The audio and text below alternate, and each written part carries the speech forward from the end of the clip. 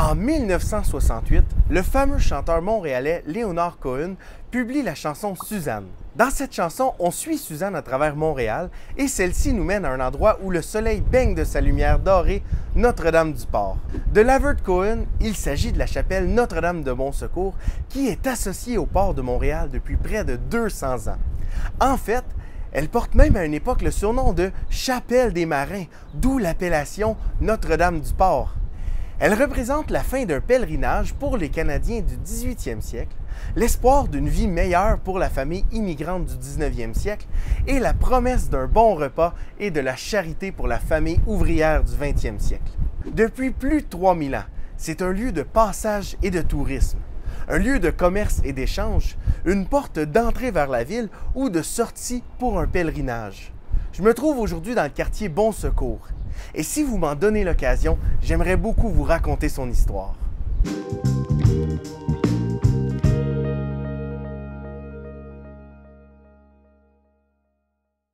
Bonjour à tout le monde, mon nom est Joël Beauchamp-Monfette, animateur de Tous les chemins mènent à Montréal, où nous explorons ensemble l'histoire de cette région dynamique et fascinante.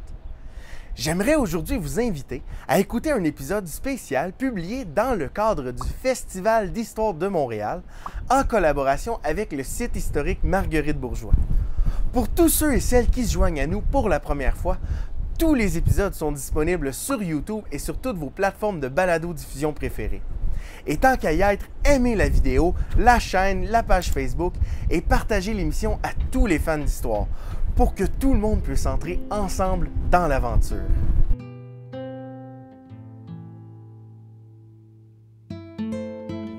Longtemps avant qu'on appelle cet endroit Bon-Secours, c'est déjà un site convoité par les populations autochtones de la région.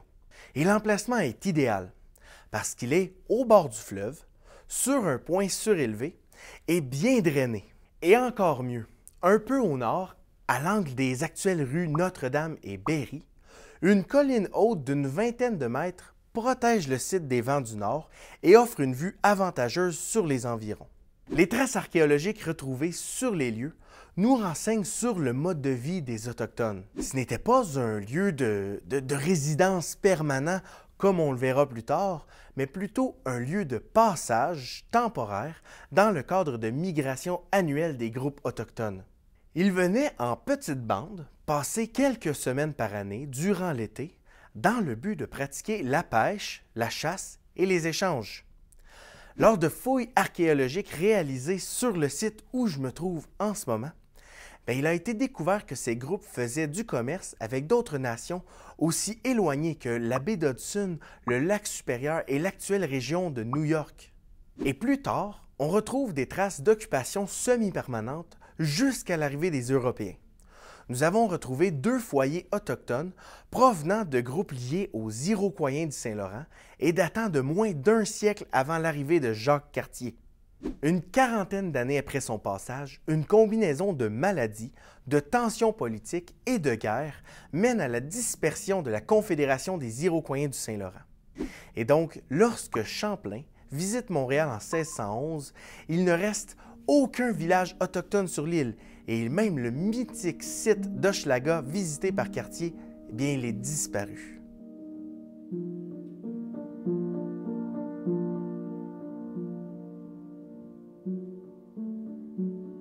Lorsque Jeanne Mance et Paul Chamédé de Maisonneuve fondent Ville-Marie en 1642, tout l'univers montréalais est limité à ce petit fort sur la Pointe-à-Calière. La population est très peu nombreuse et constamment soumise aux attaques de la Confédération Haudenosaunee, de laquelle descendent aujourd'hui les Mohawks de Ganawagé. Maisonneuve est envoyé en France et grâce au financement d'Angélique Fauré de Bullion, il parvient à recruter en 1653 95 nouvelles recrues, doublant d'un seul coup la population de la ville. Une de ces personnes qui accompagnait ce qu'on appelle la grande recrue n'est nulle autre que Marguerite Bourgeois, une éducatrice dynamique. Rapidement après être débarquée à Montréal, elle choisit un emplacement bien situé pour en faire un nouveau lieu de pèlerinage. Le même emplacement que les Autochtones affectionnaient et l'endroit même où je me trouve. Vous me direz que ça ne fait pas un long pèlerinage. Et effectivement, aujourd'hui, ça peut nous paraître assez facile. Mais à cette époque, La future chapelle est située à 1 km à l'extérieur du fort, sur un sentier forestier et exposée aux attaques haudenosaunées. Et alors qu'il n'y a aucune église à Montréal, Marguerite Bourgeois décide d'y faire construire une chapelle en pierre dédiée à la Vierge Marie où les premiers montréalistes pourront trouver un sanctuaire et un lieu de spiritualité et de réconfort. Alors que la fondation du bâtiment est terminée vers 1657, le supérieur des Sulpiciens, les seigneurs de Montréal, oblige Marguerite Bourgeois à interrompre le travail, trop ambitieux pour une population frôlant à peine 200 personnes. Mais ce n'est que partie remise, et après l'arrivée des Filles du Roi et du régiment de Carignan-Salière, la sécurité autour du fort augmente et en même temps la population de la ville. Dans les années 1670, Montréal déborde de la Pointe-à-Calière, trop facilement inondable, et ce qui est maintenant le vieux Montréal commence à se développer. Marguerite Bourgeois en profite pour redémarrer le projet d'une chapelle, et en 1678, la chapelle Notre-Dame de Bon-Secours est ouverte au public. En moins de 10 ans, la popularité du pèlerinage à la chapelle fait en sorte que tout un quartier se construit autour de celle-ci. Ce quartier reste isolé de Montréal pour les décennies suivantes. En effet, la ville s'entoure d'une palissade en pieux de cèdre à partir de 1685. Mais le quartier Bon-Secours forme un faubourg, une sorte de noyau villageois situé à l'extérieur du périmètre protégé.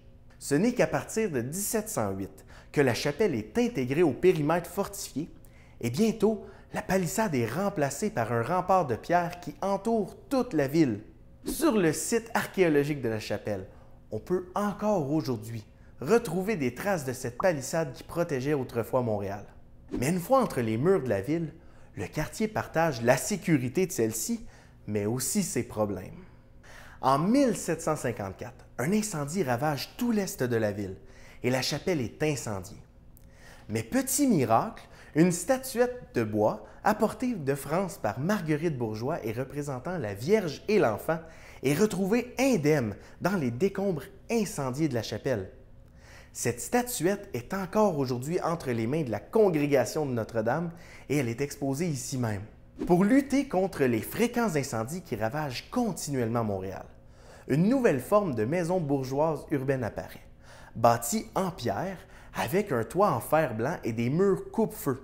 On en retrouve justement un splendide exemple juste devant la chapelle, c'est la maison du Calvet. Le contexte de la conquête du Canada par les Britanniques ne sera pas favorable à la reconstruction de la chapelle qui est catholique. Cela prendra plusieurs années. Mais lorsqu'elle est finalement reconstruite, sa taille est triplée, puisque l'église paroissiale ne suffit plus à la demande. En même temps, l'Est de Montréal devient le cœur gouvernemental et militaire de la ville. C'est le siège du gouverneur, mais aussi de l'intendance, c'est le château Ramsay, les casernes et la citadelle. L'immigration anglophone et catholique, constituée notamment d'Irlandais, se greffe au quartier et adopte la chapelle comme son église principale. Même son de cloche pour les francophones, le quartier Bon-Secours devient le lieu d'habitation de toute l'élite canadienne-française. Louis-Joseph Papineau, le patriote, Jacques Vigée, premier maire de Montréal, ainsi que Georges-Étienne Cartier, un des pères de la Confédération canadienne, habiteront tous le quartier Bon-Secours.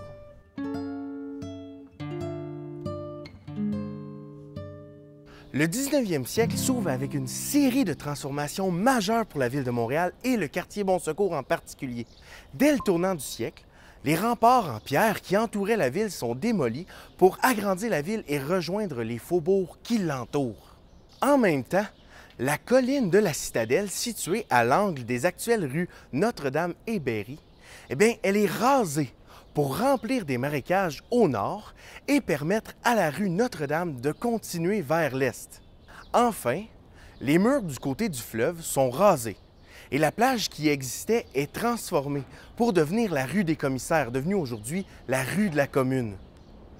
Le quartier est de nouveau rattaché au fleuve, et tant mieux, parce que Montréal est en train de devenir la métropole, pas seulement du Québec, mais la métropole commerciale de tout le Canada, grâce au canal de la Chine, grâce au port de Montréal et au chemin de fer. La position surélevée au bord du fleuve qu'occupe la chapelle Notre-Dame de Bon-Secours en fait un point de repère important pour les marins.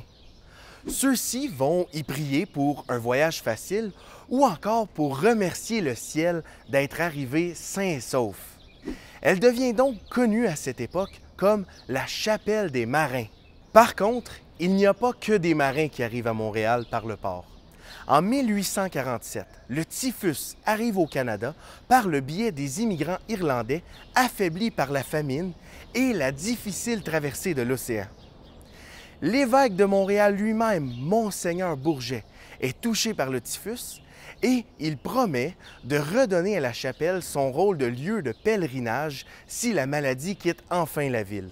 Vous ne le savez peut-être pas, mais dans les années 1840, les deux Canadas sont unifiés grâce à l'Acte d'union. Et c'est Montréal qui devient la capitale du Canada uni. La ville cède au gouvernement le marché Sainte-Anne qui devient le nouveau siège du Parlement. Il faut donc construire un nouveau marché qui sera à la hauteur du nouveau statut de Montréal en tant que capitale du Canada. C'est la construction du fameux marché Bon Secours. Construit sur le site de l'ancienne intendance, juste à côté de la chapelle, il est tellement immense qu'il faudra exproprier ou racheter 10 terrains pour le construire. Et attention, ce n'est pas de petits terrains abandonnés très loin de là. Le Théâtre Royal, le premier théâtre permanent de la ville, est détruit pour faire place au marché.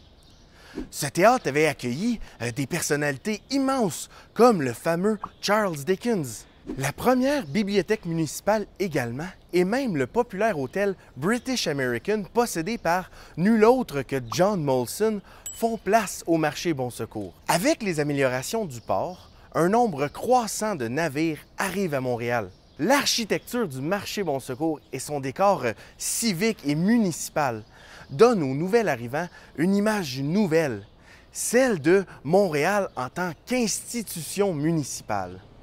D'ailleurs, le marché Bon Secours est le site de l'Hôtel de Ville de Montréal pendant 25 ans. Et après l'incendie du marché Sainte-Anne en 1849, c'est encore une fois le marché Bon Secours qui accueille temporairement le Parlement du Canada uni. Pendant près d'un siècle, l'endroit fait office de marché avec ses étals, celliers et autres espaces publics, en plus d'offrir des espaces de sociabilité comme une salle de concert importante. Dans la seconde moitié du 19e siècle, la modernisation accélérée met en péril le patrimoine historique du Vieux-Montréal. Après que la ville ait souhaité démolir la chapelle pour prolonger la rue Bon Secours jusqu'au fleuve, c'est au tour du Canadien Pacifique de proposer d'installer une gare de train sur le site lui-même. Mais le projet de démolition de la chapelle rencontre une opposition massive de la population et dans les journaux. Et donc, le projet de gare est déplacé vers l'est pour devenir la future gare d'Alousie. Devant l'engouement populaire, les Sulpiciens entreprennent de grandes rénovations de la chapelle, incluant une nouvelle façade. C'est d'ailleurs celle qu'on connaît encore aujourd'hui. L'essor de nouveaux modes de transport, comme le train et le tramway, change le portrait de la ville et réduit l'importance du quartier Bon Secours dans celle-ci. On n'arrive plus par le fleuve, mais par la nouvelle gare Vigée à l'extérieur du quartier. Et alors qu'avant, on se déplaçait à pied et qu'on vivait tout près du travail, ces nouveaux moyens de transport permettent de vivre plus loin et surtout plus confortablement. Les vieilles maisons-magasins des bourgeois du Vieux-Montréal, elles sont désuètes et enserrées dans une ville polluée et insalubre. Les marchands et les financiers quittent donc le Vieux-Montréal pour leur nouvelle demeure du Golden Square Mile ou encore sur la rue Saint-Denis. L'est du Vieux-Montréal, le quartier Bon Secours, toujours résidentiel, devient progressivement un lieu d'habitation pour les classes populaires. Mais le quartier Bon Secours continue de se réinventer. Pour répondre à ces populations désœuvrées, le nombre de refuges et de missions sociales se multiplie. Le refuge Merling ouvre ses portes en 1914 dans le nord du quartier pour aider la population itinérante. Et encore plus près de nous, le Vestiaire des pauvres est fondé par les Sœurs Grises qui sont en quelque sorte les travailleuses sociales de l'époque. Il change de nom plus tard pour prendre le nom d'une ancienne directrice de l'accueil, Rose de Lima Bonneau.